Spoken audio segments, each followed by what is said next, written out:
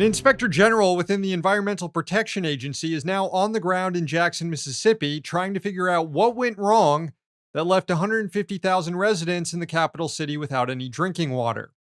IG Sean O'Donnell announced the probe on Tuesday, saying in a press release, quote, "Given the magnitude of the water crisis in Jackson, Mississippi, it is critical that the EPA Office of Inspector General act with a sense of urgency to understand what has happened in that community. I have directed a multidisciplinary team of oversight professionals to look into Jackson's drinking water system.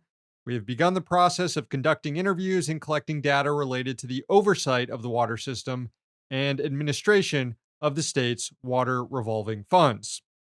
The probe will likely focus on the federal government's lack of response here. While local officials do maintain control over their own water supplies, the EPA is required to conduct oversight to ensure compliance with the Safe Drinking Water Act. And for years, the EPA issued warnings to the city about its water system. In 2020, the agency issued an emergency order that said that the city's water system, quote, presented an imminent and substantial endangerment to the health of persons served by the system. A consent agreement required the city to take a number of steps to fix broken equipment, to update monitoring, and to ensure there are adequate staff overseeing the system. But a year later, in 2021, the EPA notified the city that it was in non-compliance with the agreement, and the water system was still in dire shape. And in July of this year, a month before the failure, the EPA again documented several problems with the city's water system. These warnings, however, did not lead to any concrete action by the city, and the EPA did not pursue more aggressive tactics. The results of the IG's investigation could prove that the EPA did not learn lessons from the 2014 Flint water crisis. Now, there's plenty of blame for that disaster on state and local officials, including many who face criminal charges. But the Inspector General also pointed to failures within the EPA. Here's what the IG concluded there. Quote, "While events were complicated, given what we know about the consequences of the Flint drinking water contamination, it is clear that EPA intervention was delayed. The situation should generate a greater sense of urgency. The EPA must be better prepared and able to timely intercede in public health emergencies like that which occurred in Flint." Well, 8 years later, it's happened again. Meanwhile, it's not just Mississippi's water system that's under scrutiny, so too is its welfare system. An investigation into how millions of dollars that were supposed to go to working class families in need were instead funneled toward well connected elites is now heating up. And it involves former NFL quarterback Brett Favre. Now, just to set this up, state auditors discovered that $77 million in federal welfare money was misspent. It's the biggest welfare fraud in state history. At the heart of the scandal is an organization called the Mississippi Community Education Center, which was founded by a woman named Nancy New. The organization was tasked with spending tens of millions of dollars in so-called flexible federal welfare funds. And to give you a sense of how that went, New has already pleaded guilty to 13 counts of bribery, fraud, and racketeering.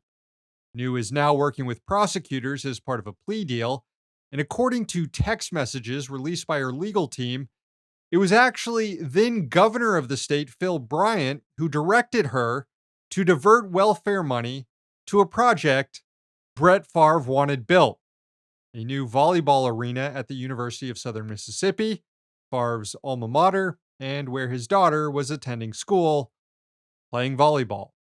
Favre was personally paid over $1 million in welfare funds to give speeches as part of a poverty fighting initiative. He was ordered to repay the state after he never actually gave those speeches. It's since been learned that the intent of the scheme was just to funnel more money to the volleyball arena. And Favre knew the deal was shady. In text from 2017, he asked New, quote, "If you were to pay me, is there any way the media can find out where it came from and how much?" New then reassures him, no, that information is not made public. Well, 5 years later, we're all reading those texts, Brett, and we know how much the state paid you. So far, there is no indication the former quarterback or governor is under criminal investigation related to the welfare fraud scandal. But you know who else is implicated in all of this? Former President Bill Clinton, because it was his so called welfare reforms in the 1990s that made the scheme even possible. Clinton's Temporary Assistance for Needy Families program gave states far more flexibility in how they spent federal welfare funds. Prior to the creation of the program, feds would match every dollar the state spent in cash assistance to a family, which incentivized direct payments to recipients. What Clinton's reforms did was instead give block grants to states to use the money as they see fit. According to an analysis by the Center on Budget and Policy Priorities, at the onset of the program, states were spending 70% of their federal and state welfare funds on cash assistance to needy families.